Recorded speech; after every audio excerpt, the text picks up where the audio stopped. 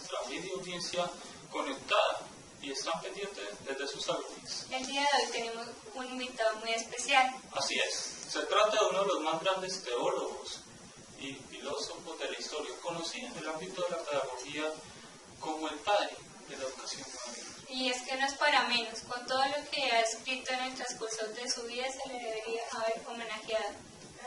Paula, ¿usted cómo se imaginaría Comenius en la actualidad con todo este boom de las redes sociales? No sé, pero así piensan nuestros seguidores que se vería.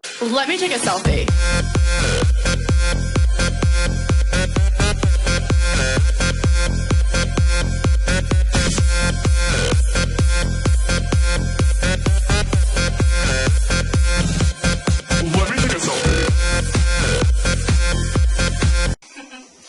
Qué buenas imágenes. Pero bueno, nuestro compañero más conocido como el corresponsal, Quien por cierto llegó hace poco de Brasil, se puso a la tarea, sin importar tiempo ni espacio, de entrevistar a Juan Amós Comenius. Y esto fue lo que encontró. Así es, Alejo Paula, me he puesto en la tarea de buscar a don Comenius. Después de muchos intentos, logré entrevistarlo. Y esto fue lo que nos contó en primicia para UT Noticias.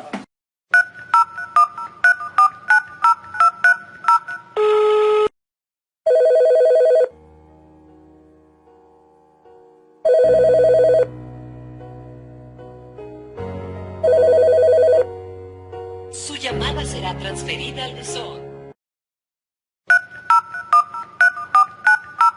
Aló. Don Comenio, ¿me escucha? Pues sí, hay más o menos. Es que como esta señal es de claro, es como mala y su voz muy fea. Pero ¿me entiende? Ni bruto que fuera. Ah, tan chistoso. Habla con el corresponsal de noticias UT del mediodía. ¿Y qué quiere que haga? Que me responda unas preguntitas, don Comenio. ¿Y eso como de qué o qué? Pues de su vida y de todo lo que hizo. Ah, bueno, pues empecemos. ¿Cómo es su nombre? Jan Amos Komensky. En latín Comenius o en español Jan Amos Comenius. Por si no sabías, mis padres decidieron bautizarme con el nombre de Juan Amos Comenius en honor a Juan de Ons. ¿Y en dónde y cuándo nació? En Moravia, lo que hoy se conoce como República Checa, el 28 de marzo de 1592. ¿Pero es cierto que usted ya está muerto? Eso dicen, desde el 15 de noviembre de 1670 y que morí por allá dizque en Ámsterdam. Cuéntenos, ¿cómo era su época? Revolucionaria.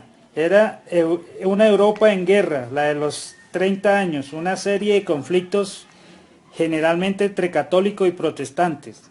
El panorama ideológico, político, religioso y económico de Europa era muy complejo debido a los terribles y sangrientos movimientos de reforma y contrarreforma, cuando los credos religiosos dirigían las políticas. El mundo se explicaba según la Biblia y cualquier desviación de los preceptos equivalía a una herejía que se pagaba a veces con la vida. Y en cuanto a sus estudios, don Comenio. Mi espíritu crítico me hizo merecer que me enviaran a la Universidad de Heilbronn, escuela de gran prestigio, donde enseñan los mejores profesores. Estudié en la Universidad de Heidelberg entre 1611 y 1614. Me introdujo en el mundo de las ciencias naturales que giran alrededor de la teología y comencé a planificar siguiendo Reich, pedagogo alemán. Fue el inventor del término didáctica, que proponía nuevos métodos de enseñar la sistematización de la pedagogía. ¿Cuál era su propuesta pedagógica? Proclamo claramente que todos los hombres tienen una actitud innata hacia el conocimiento y no lo restringe solamente a una élite o para algunos iluminados. Es así como creo que la concepción de una escuela popular de gran cubrimiento y a la que todos tengan acceso. Cuéntenos, ¿cuál era su concepto sobre educación? Yo defino la educación como el arte de hacer germinar las semillas interiores que se desarrollan no por incubación, sino cuando se estimulan con oportunas experiencias suficientemente variadas, ricas y sentidas, siempre como nuevas incluso por quien la enseña. Háblenos de su método pedagógico. Planteé un método práctico de aprender en el que insta a formar primero el entendimiento de las cosas, después de la memoria y por último la lengua y las manos. Tenía como base los procesos naturales de aprendizaje, la inducción, la observación, los sentidos y la razón. No estoy de acuerdo con los métodos de enseñanza basados en el castigo y la amenaza que solamente despiertan el terror de los muchachos para con el conocimiento e impiden la creatividad y el ingenio. Y en cuanto a su propuesta pedagógica, Es eliminar totalmente la violencia del proceso educativo.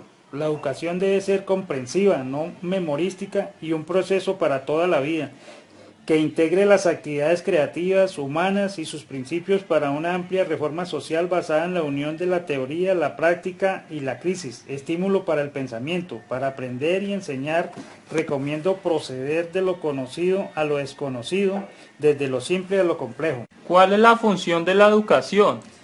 Está íntimamente ligada con la búsqueda de una renovación moral, política y cristiana de la humanidad. ¿Cuál es la importancia de la educación desde la primera infancia? Doy mucha importancia a la actitud innata hacia el conocimiento, por lo que considero imprescindible la educación en los primeros 6 años de vida. Por eso escribí una obra para este fin llamada Escuela Materna, que concibe a la madre como una educadora e instaurando así lo que hoy conocemos con el nombre de jardines o preescolares. Solamente es firme lo que en la primera edad se aprende. ¿Cuál es el desempeño del docente, don Comenio? Comienzo diciendo que la docencia es el oficio más noble entre todos. El maestro debe conocer primero las cosas que enseña. También debe aprender que no debe avanzar mientras los conocimientos básicos no estén firmes en la mente del alumno. Y darle fundamental importancia al niño como objeto del acto educativo al que se le debe estimular positivamente para que ame el conocimiento, dando de manera metódica, sencilla y primordialmente que aprenda haciendo, es decir, activando todos sus sentidos. ¿Cuál es la concepción del alumno? Mi concepción paidocéntrica pone todos los componentes educativos al servicio del aprendiz, estableciendo un nuevo modelo, pues anteriormente al alumno no se le daba tal importancia, siendo considerado como simple receptor pasivo del conocimiento. Todo cuando el alumno ha de aprender debe escalonarse conforme a los grados de la edad, de tal manera que no se proponga nada que no esté en condiciones de recibir. Convérsenos de las escuelas. Era necesario reformar las escuelas para que fueran talleres de humanidad y punto de partida de la educación permanente para llegar a la cultura humana universal. Imagino una escuela primaria en cada pueblo y deseo que ésta llamara la atención de los alumnos, con árboles alrededor y flores en las huertas. Las paredes de los salones deben ser adornadas con cuadros. Cerca de ella debían estar los talleres y junto a las aulas los campos para los juegos de los alumnos. Además, en cuanto al diseño, las escuelas deben ser construidas con patios, jardines, etc. ¿Cómo surge la idea de una escuela para todos? Siempre digo que el aprendizaje debe comenzar en el hogar, siendo de esta manera que los padres serían los primeros educadores, y esto significa la inclusión de la madre. Entonces, si las madres no fueran educadas, después no educarían a sus niños. ¿A qué se refiere cuando dice la realidad o sus representaciones?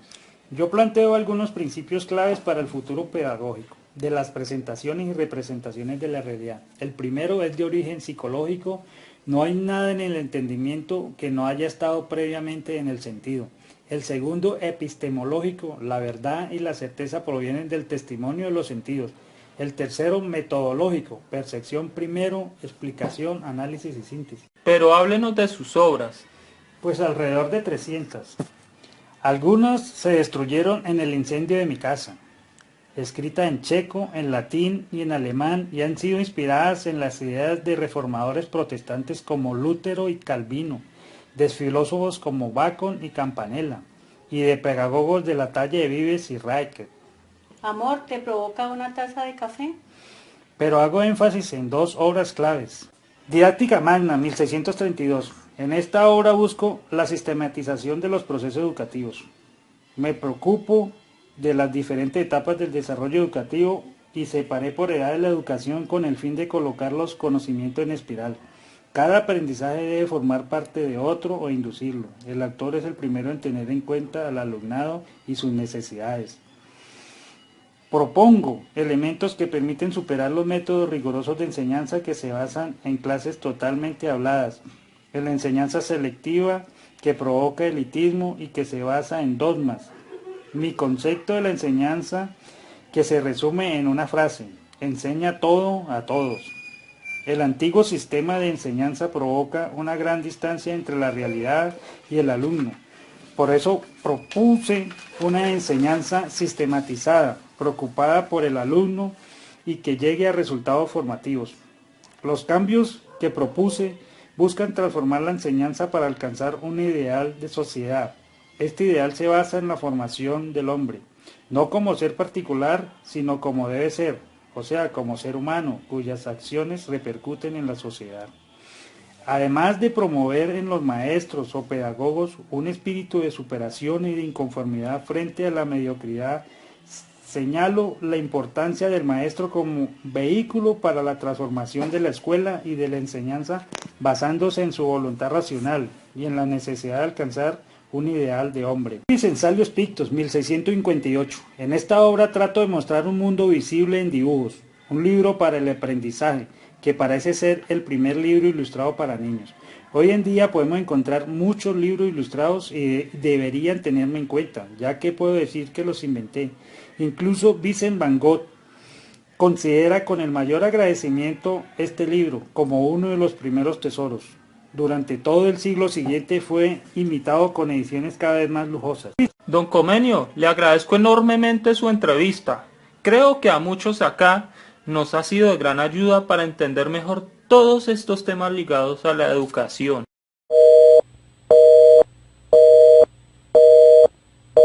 Interesante esta entrevista, ¿no? Así es, hay un montón de dudas que tengo, pero también sobre temas que se aguantó. Nos despedimos de toda nuestra video audiencia. Gracias por preferirnos. Quédense, ya viene la clase.